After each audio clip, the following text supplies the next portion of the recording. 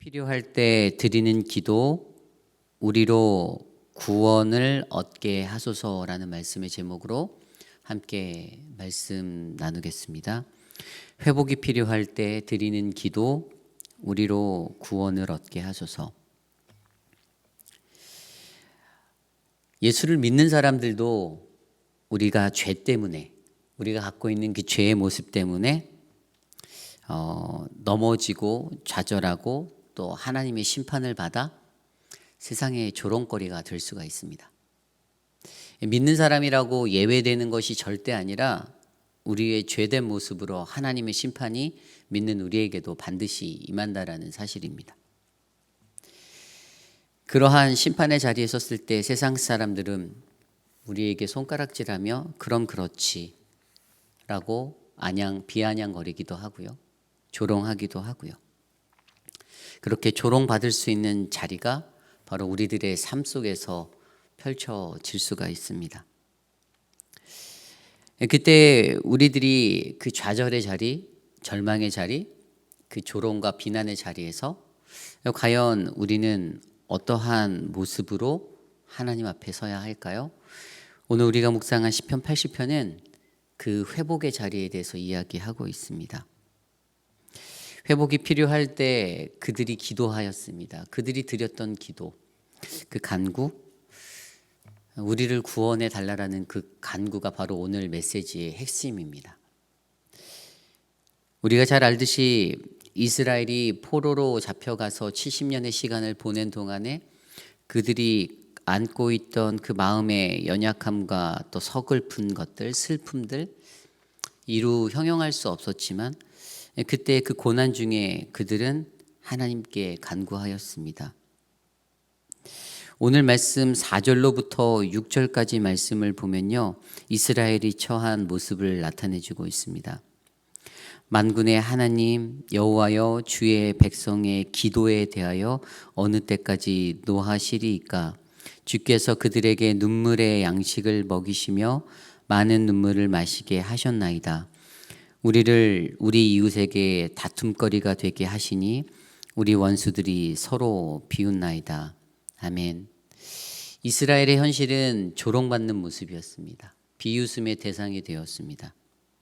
그런데 그때 그들이 아까 4절 말씀에서 주의 백성의 기도에 대하여 라고 말하면서 그들이 기도하고 있다라고 설명하고 있습니다.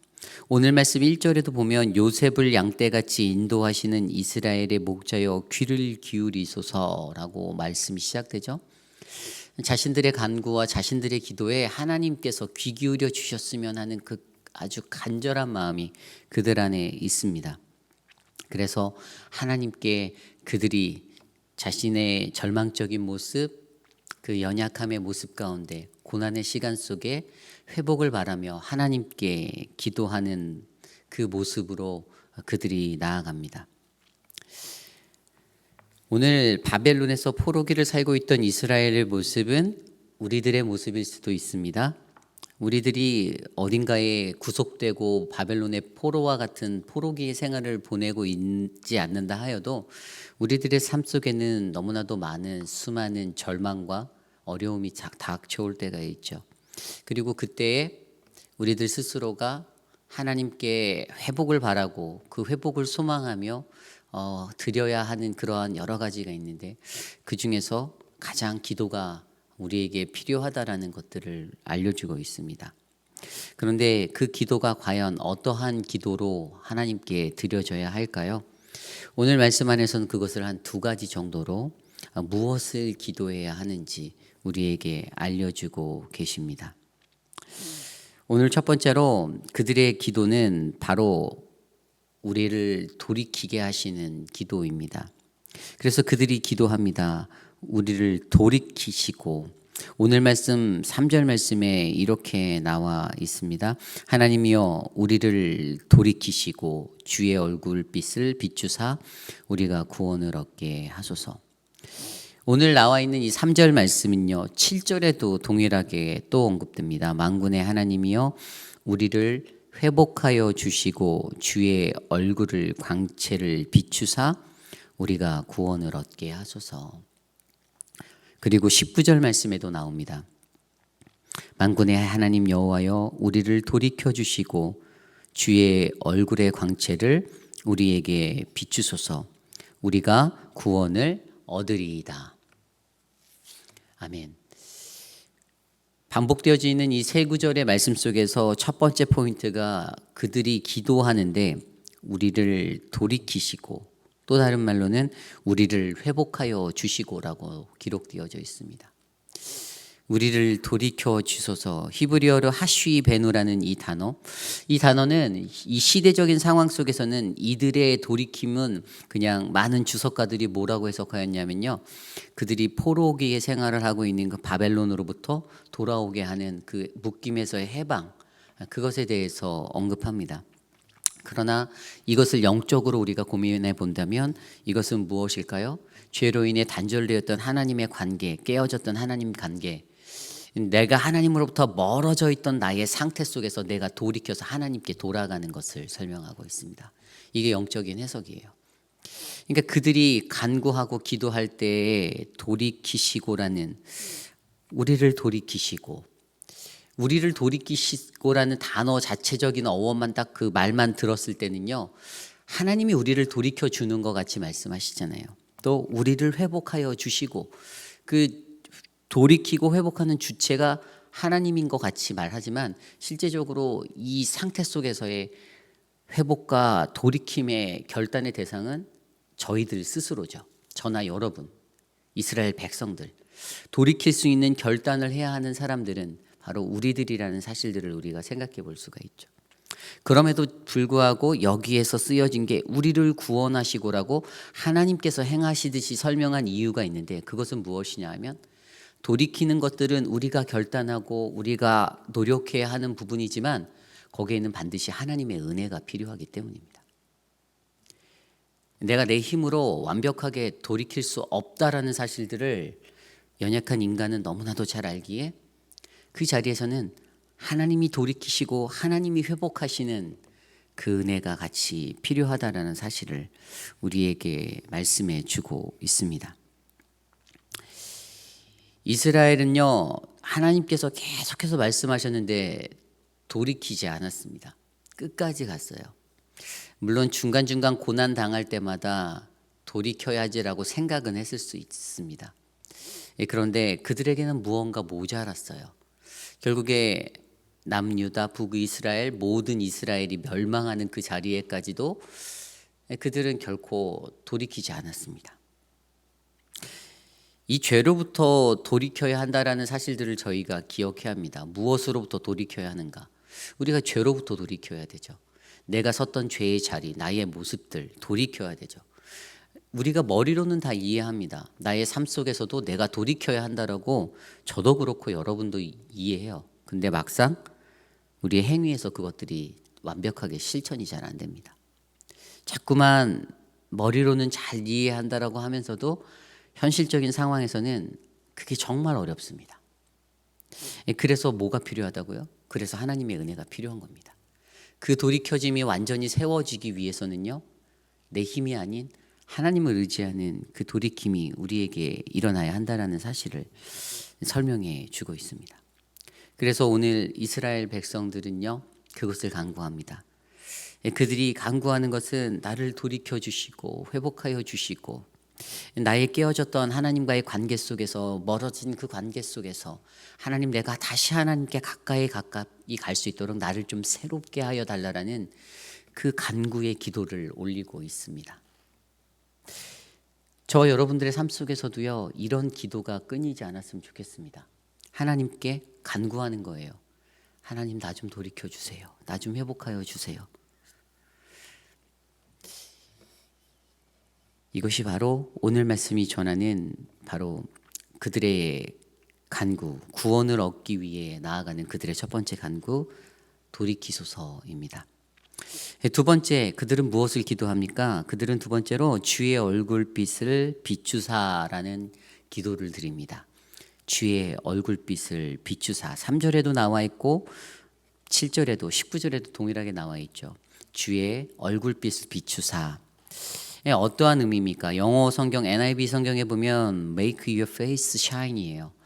그러니까 당신의 얼굴을 비춰주세요. 빛나게 비춰주세요. 이렇게 간구하는 거예요. 그들의 기도 가운데는요, 얼굴을 비춘다. 하나님이 얼굴을 비추신다라는 것을 성경적인 것에서 좀 의미를 찾아보면 두 가지 의미가 있어요. 하나는 어떤 하나님의 심판 앞에서 공의를 가지시고 그분이 진노하심으로 얼굴을 비추시는 거예요. 그들에게 형벌이 임할 거라는 거예요.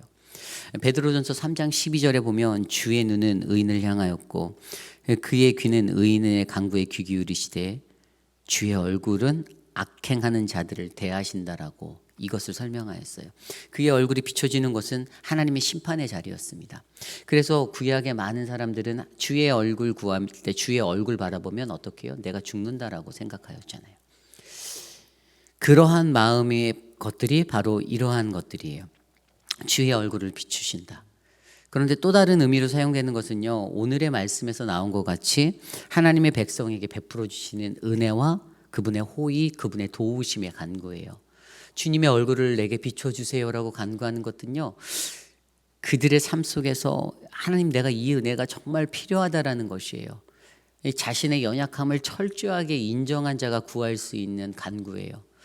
지금 오늘 시편 저자는요, 그것을 설명합니다. 이스라엘이 얼마나 공고했겠어요.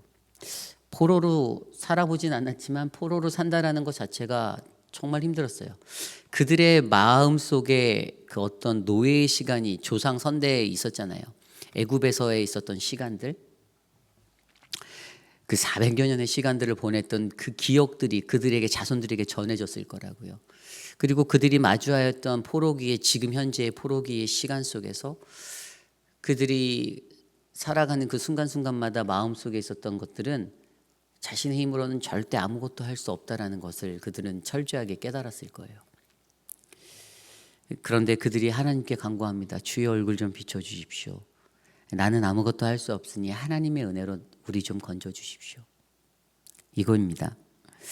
결국에 오늘 말씀에서 돌이키시고 주의 얼굴을 비추사라는 이 간구가요, 무엇을 향하고 있냐면 그 뒤에 설명되어 있는 우리가 구원을 얻게 하소서라는 구원에 초점되어지고 있습니다. 그들은 하나님의 구원을 바랬습니다. 그리고 그것을 향하여 간구했습니다. 기도했습니다. 그 간구는 나를 돌이켜 주시고 또 주의 얼굴을 내게 비춰 주셔서 주님 당신의 은혜로 내가 회복할 수 있는, 우리가 회복이 필요할 때 드려지는 이 기도가 이들의 삶 속에 있었던 것처럼 우리의 삶 속에서도 이 기도가 흘러나오기를 저는 간절히 소망합니다. 이러한 기도가 있었던 거죠. 오늘 말씀을 보면요, 그들은요 어떻게 하나님 앞에 나아갑니까? 오늘 말씀 8절부터 11절까지 말씀을 보면요, 포도나무 비유를 들어주세요. 이 내용이 뭐냐면 8절부터 11절까지를 보면 주님께서 한 포도나무를 애굽에서 가져다가 심었다라고 하셨어요. 자신들의 기억의 히스토리를 얘기하는 거예요. 애굽에서 노예 생활할 때 하나님이 그들을 건져주셨던 것들을 자신을 포도나무라 생각하시고 그렇게 하나님이 건져주신 비유로 설명합니다. 그들이 그렇게 하나님께서 친히 옮겨서 가나안 땅이라는 그 풍요의 땅으로 옮겨주시고 거기에 심어주셨는데 그들은 여전히 범죄하고 그렇게 살았잖아요. 그런데 그 땅에서는 어떻게 했습니까? 그들이 족장, 그 족속의 그 족장사를 살던 사람들이 나라를 이루었고요. 나라가 강성하여서 12지파가 엄청 강성하여서 나라가 커졌습니다. 다윗의 때에는 정말 모든 열방 가운데 그 명성을 떨칠 정도로 큰 어떤 나라를 이루었죠. 민족을 이루었죠. 그런데 그렇게 그 나라가 오늘 말씀 10절에 보면 하나님의 백향목 같았다라고, 그 가지가 바다를 뻗고 이렇게 넝쿨이 뻗어서 강가까지 미친 그런 거대함을 이뤘다라고 설명하잖아요. 그런데 어떻게 됩니까? 그러한 나라가 12절에 보면 주께서 어찌하여 그 담을 허시사 길을 지나가는 모든 이들이 그것을 따게 하셨나이까. 하나님께서 어찌하셔서 하나님 왜 우리 이스라엘을 이 탄식을 던지면서 하나님이 보호해 주지 않고 그 담을 허시니까 이렇게 됐지 않습니까? 라고 하나님께 얘기합니다. 그들이 바벨론의 시간 동안에 이것을 철저하게 이해했어요. 우리 인생의 모든 주권이 하나님 앞에 있구나. 하나님 손에 달려 있구나. 하나님 손에 있기 때문에 그분이 흥하게도 하시고 쇠하게도 하신다. 이 사실들을 포로기를 살면서 이들이 마음속으로 느끼는 겁니다. 그것들을 깨달아 알아가고 있었어요. 그래서 15절 이후의 말씀에 뭐라고 합니까? 주의 오른손으로 심으신 줄기라고 자기들을 표현하자요. 하나님께서 우리를 심으신 그 줄기라고 합니다. 그리고 17절에 주의 오른쪽에 있는 자, 오른쪽에 계속 표현을 두면서 오른쪽에 있는 자라고 하시면서 하나님하고 딜을 해요. 하나님께 뭐라고 하냐면 하나님 인자에게 주의 손을 얻으셔 주십시오. 그러니까 우리를 도와주십시오라고 간구하는 거예요. 그렇게 하면 18절에 하나님 그렇게 해주시면요. 우리가 주에게서 물러가지 않고 우리를 소생하게 하소서 우리가 주의 이름을 부르겠습니다라고 말합니다. 하나님 그렇게 해주신다라면 하나님 내가 이제는 주님만을 온전히 믿고 따르고 살겠습니다라고 그들이 마음의 청원을 하나님께 드리며 간구합니다. 절망 가운데 거했을 때 그들에게 회복이 필요할 때 그들의 기도는 바로 나를 돌이켜 주시고 주의 얼굴을 비춰 주심으로 하나님의 구원을 이룰 수 있는 얻을 수 있는 우리로 구원을 얻게 하소서라는 이 간구가 올려졌습니다. 이 시대를 살아가는 저와 여러분들의 삶을 돌아볼까요? 우리들도 절망 가운데 거할 때 많습니다. 가장 많이 절망하는 게 무엇인가요? 내가 하고 있는 비즈니스? 아니면 내 가정의 문제들? 아니면 내 자녀들과의 문제들? 내 배우자와의 문제? 아니면 또 다른 어떤 문제들, 다른 인간 관계성의 문제들. 근데 그 관계성의 문제들이 무너지고 절망을 느낄 때마다 과연 우리들은 이 회복을 위한 이런 기도를 하나님께 드리고 있나요? 다른 사람의 탓으로 저 사람이 좀 이상해서 나는 괜찮았는데 저 사람이 이상하니까 이 관계 let it go 이렇게 생각할 때는 있지 않으신가요? 그러니까 그때마다 우리가 드려야 하는 기도는요. 나를 죄 가운데서 돌이켜 달라라는 내가 할 수 없으니 하나님 나 좀 돌이켜 주세요라는 그 간구. 그리고 하나님 나는 전적인 하나님의 은혜가 필요하니 주의 얼굴을 내게 좀 비춰 주십시오라는 이 간구. 그리하여서 하나님 내 삶의 구원을 이루게 하소서. 내 삶의 구원을 이루게 하소서. 그 구원의 간구가 우리 안에 울려 퍼져야 합니다. 오늘 시대를 살아가는 우리들에게도 이 간구가 있기를 소망합니다. 완벽한 사람은 아무도 없습니다. 저도 알아요. 저도 완벽하지 않고요. 우리 모두가 다 불완전한 존재입니다. 원래 교회라는 공동체가 그래요. 불완전한 사람들이 모여있는 그 감옥소 같은 곳 아닙니까? 완벽한 사람이 여기 와서 뭐 할 수 있는 거 없습니다. 그런데 그 불완전한 공동체가 모여서 어떻게 해요? 하나님을 예배합니다. 그것이 하나님이 원하시는 겁니다. 불완전하기에 우리는 하나님 앞에 설 수 있습니다. 왜냐하면 하나님의 은혜로 우리를 덮어주시기 때문이죠. 그러므로 말미암아 오늘 이 시대를 살아가는 우리 모두가 세상 속에서 살 때 늘 겸손해야겠죠. 내가 얼마나 연약한 존재인지 알면 겸손할 수밖에 없겠죠. 목이 곧고 팍팍 그냥 목에 힘주고 어깨에 힘주고 살아가는 거 뭐 그럴 수도 있어요. 근데 그럼에도 불구하고 하나님은 우리가 얼마나 어떠한 모습의 연약함을 갖고 살아가는 존재인지 또 하나님은 얼마나 전지전능하신 분이신지 그거를 우리에게 날마다 늘 잘 알게 하시기 때문에 결국에 하나님께서는 그러한 은혜를 우리에게 주셔서 세상 속에서 하나님만 의지하고 살아가게 만드십니다. 회복이 필요할 때 여러분들은 어떠한 기도를 드리십니까? 어떠한 간구로 우리로 구원을 얻게 하소서라고 하나님께 기도하십니까? 나와 함께 하시는 그 하나님, 나를 돌이키시게 하시는 하나님, 주의 얼굴을 비추시는 그 하나님의 은혜, 그것들을 바라며 드리는 기도가 우리의 마음속에서 울려 퍼지기를 간절히 소망합니다. 오늘 주신 말씀을 놓고 함께 기도하기 원합니다.